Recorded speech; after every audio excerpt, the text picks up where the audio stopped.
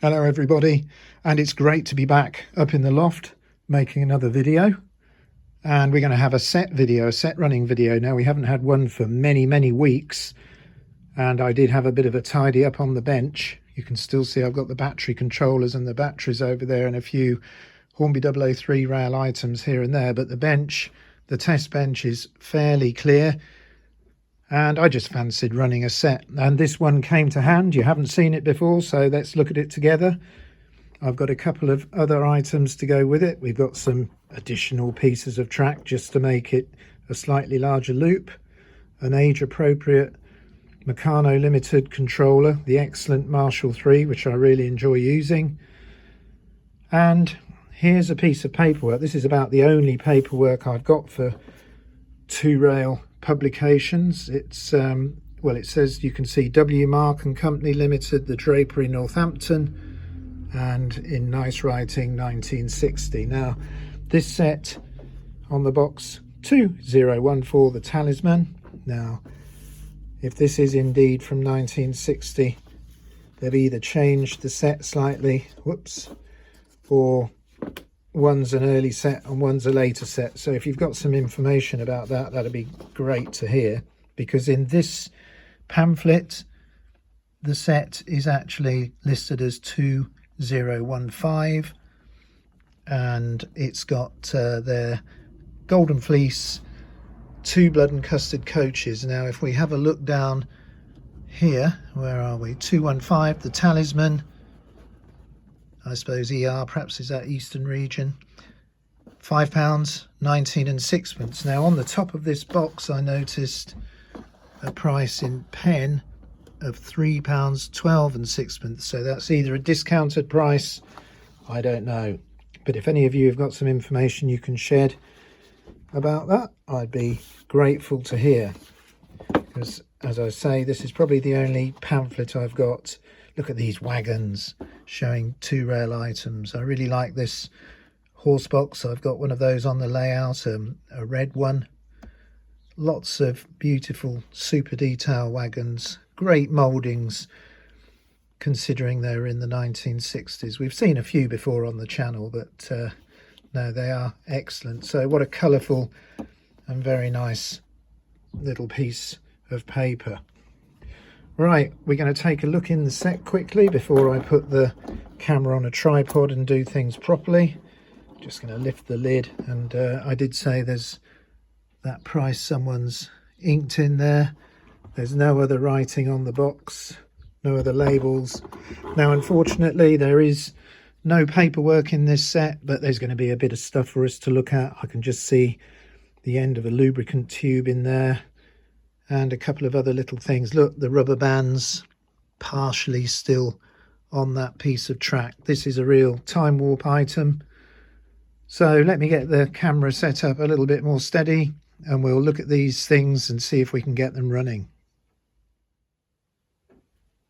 Okay, well, I'm all hands-free now, and I've prepared a couple of the smaller items, so hopefully I can get them into view quite easily. So, yep, let's start with those.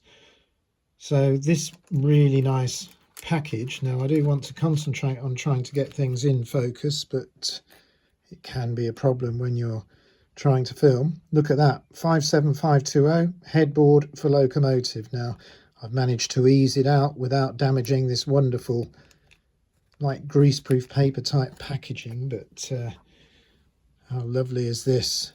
What a smashing item. The headboard, the Talisman, if I put it in the palm of my hand, that will go into a slot in the loco. Now, when we get the loco out, we'll try and look at that, but I'm definitely going to put that on. That looks good. Okay, now in this bag, this is a sealed bag, are clips. Now, I've never ever had to use these. I'll tell you what they're for. They're to hold the track together. Now, this track looks just like it's come out of the shop, and if I put two fish plates together right now, I'm pressing quite hard. I don't want to knock the camera, but that is going to take significant pressure to put it together. I don't know whether it's been assembled before, but once it's pushed up, you can just put a clip over these two sleepers underneath to hold it. But let me tell you, no matter how fast I run this train, if it runs, I'm not going to wobble this track apart. But as you can see, the track's really quite smart.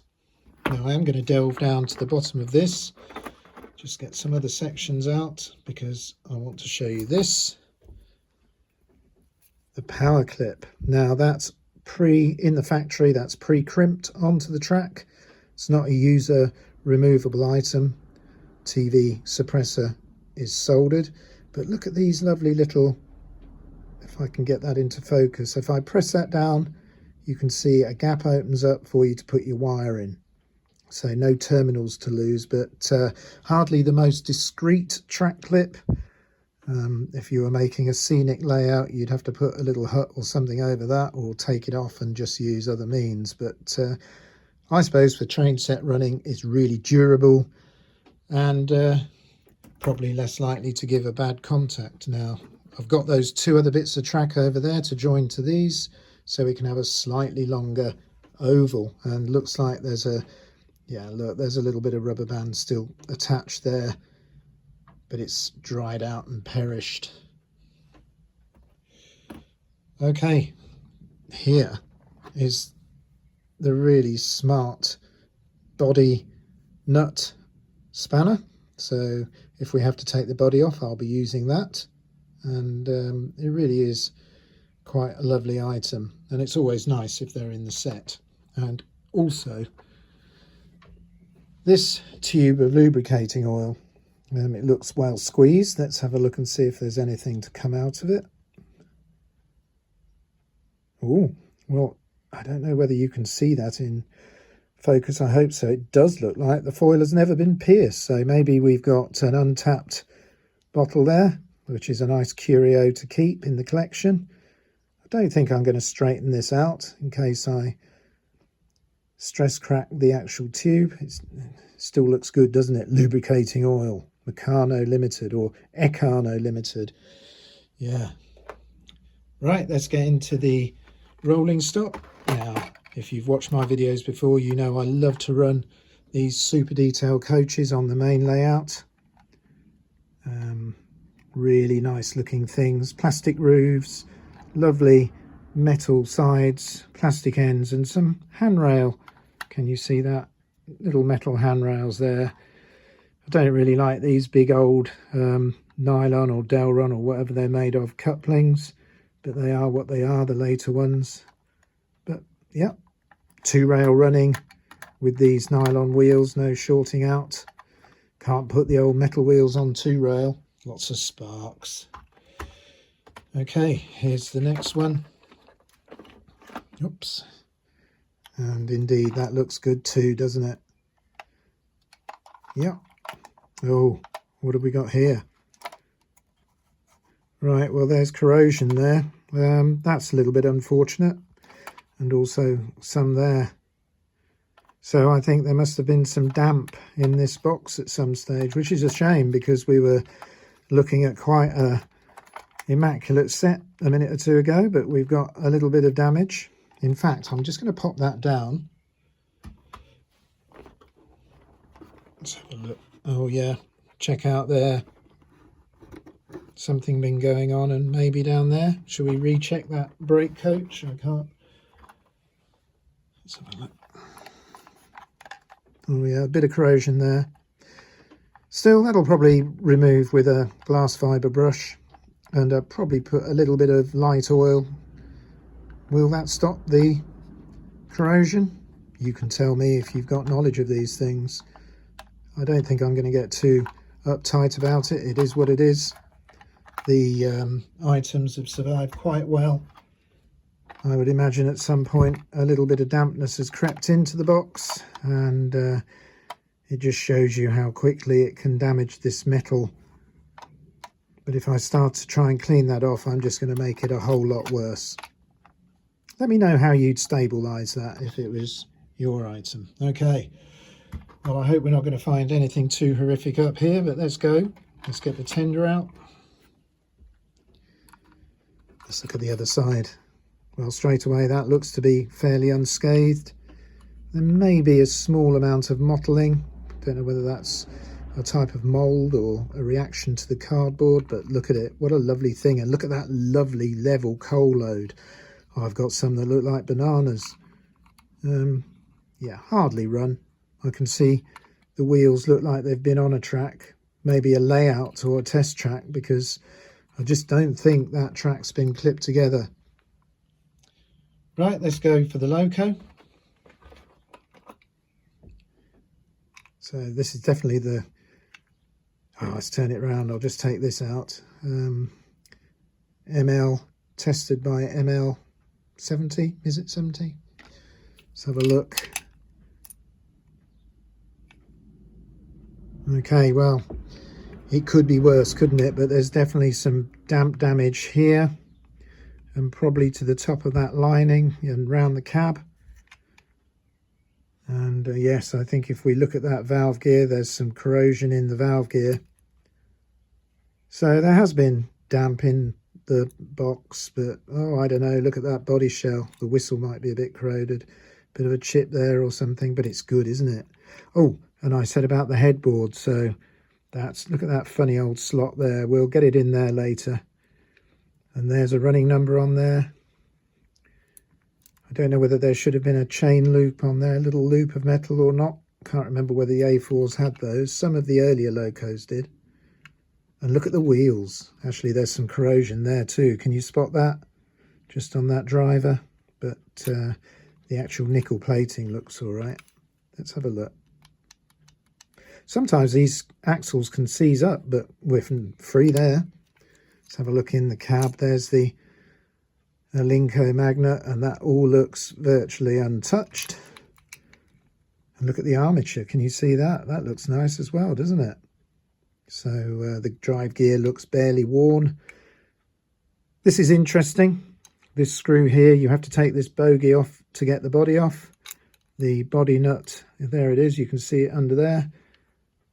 I think looking at that, it looks like it's never been apart. If it has, someone's been super careful, but all the screws, I think you see there's a mark on that rear screw. That could be from the factory, but normally if these things have been apart, you can really tell. But it looks quite good. Big old suppressor hiding up in there as well. I can just see that yellow. Okay, well, there's one or two little age-related, damp-related marks on some of these items, but I'm not going to let that detract. I'm going to have a bit of fun now and see whether it's going to actually work. So the plan is, I'm just going to go off camera for a few minutes, very carefully assemble this loop, and we're not going to take the top off the loco first thing. Let's see whether it's got any life in it. Well, I've got to tell you that that was incredibly difficult, slipping those fish plates all together.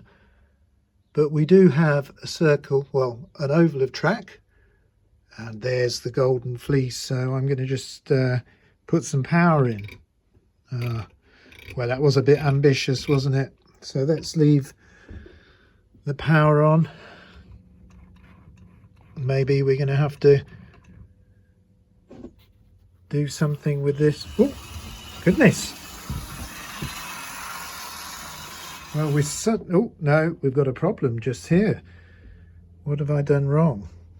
Let me just, gosh, well, that tore away, didn't it? That's fantastic. Have I done?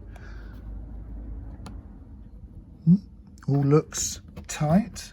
Can't see those fish plates all went on. So, well, just give it all a, well, I suppose we can forgive it the odd bad connection. Oh, there's definitely something going on around this power clip. It's just, is it my wires? I mean, there is a bit of looseness there. Let's try again.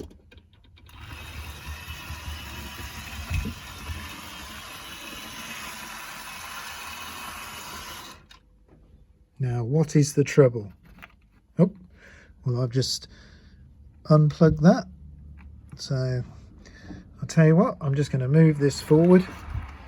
Let's see if we can see anything together. Have I got this track together wrong? push plates all look correct, but I have pulled a wire out there. I don't know whether I'm going to be able to do that one-handed. Let's just have a go. Let me just take the power off and see whether I can... No, I'm going to have to pause the recording and get that wire back in. Well, as is normal with old vintage railways, there's always something to test you a bit, and I put the wire back in. It looks immaculate. I've put a voltage tester on it. It seems all right, but it just keeps cutting out over this join where the power clip section of track is. So I've just looked out this one from another set and I'm going to swap it over. So I'll be back with you in a minute and we'll see whether that cures the trouble. Right, well look, substitution has been made. Other bit of track is in. I mean, they both look identical. They look good, but let's give it a test. So there's the loco. I'm going to put some... Oh, we're away. Hold on, let's just slow down. Check out the headboard. Right. Yeah. We've got the whole circuit now operating. So there must be a little issue somewhere with that connector. Right. The golden fleece is out of hibernation and we need to get the coaches on. So they're just over here. I'm hoping I can get them on while I chat away. So let's just see whether I can put them on the track. They go on usually quite well, these super detailed coaches. They're good runners on the Super 4 actually. I do like to use them a lot on my Super 4 layout, so I think if we get this running nicely, it'll have to have a bit of a service and then go over onto the main layout in a future video. Right, anyone ready to go from King's Cross to Edinburgh? This Talisman service is about to commence, so let's feed in some power.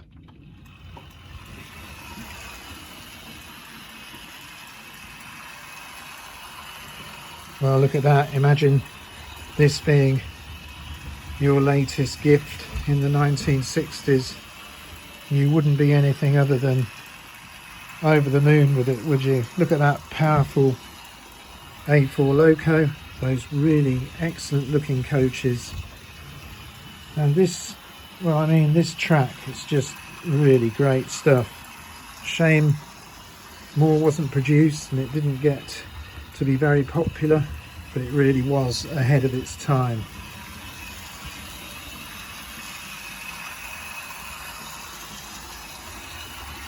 Well, I hope you've enjoyed seeing this item come to life out of its box after many years away. I've certainly had a nice hour or two of fun preparing and making this video and enjoying getting these items out. And I'll probably run it for a little bit longer, but not too much until I get it lubricated.